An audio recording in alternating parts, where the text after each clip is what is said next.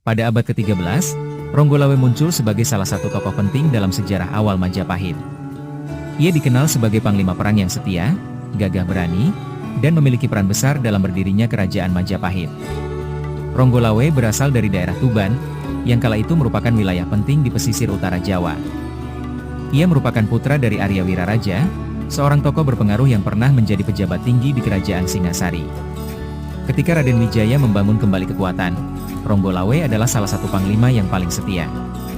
Ia turut serta dalam berbagai peperangan, termasuk dalam perlawanan terhadap pasukan Jayakatwang pada tahun 1293. Setelah kemenangan ini, Majapahit berdiri sebagai kerajaan baru, dengan Raden Wijaya sebagai raja pertama yang bergelar Kertarajasa Jayawardana.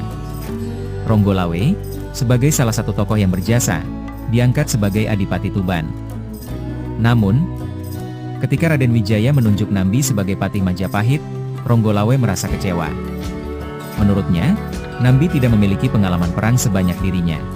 Kekecewaan Ronggolawe berubah menjadi pemberontakan. Dengan dukungan pasukan dari Tuban dan beberapa daerah lain, ia menentang keputusan Raden Wijaya dan berusaha merebut posisi yang menurutnya lebih layak ia tempati. Dalam pertempuran besar yang terjadi, pasukan Majapahit berhasil mengalahkan pasukan Ronggolawe. Ronggolawe bertarung dengan gagah berani.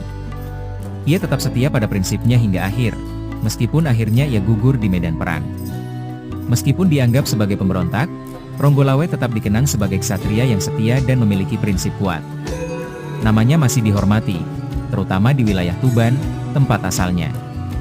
Kisah Ronggolawe menjadi salah satu pelajaran penting dalam sejarah Majapahit, tentang bagaimana ambisi, kesetiaan, dan politik bisa saling bertabrakan. Nama Ronggolawe masih dikenang dalam berbagai tradisi dan legenda di Jawa, terutama sebagai simbol keberanian dan keteguhan hati.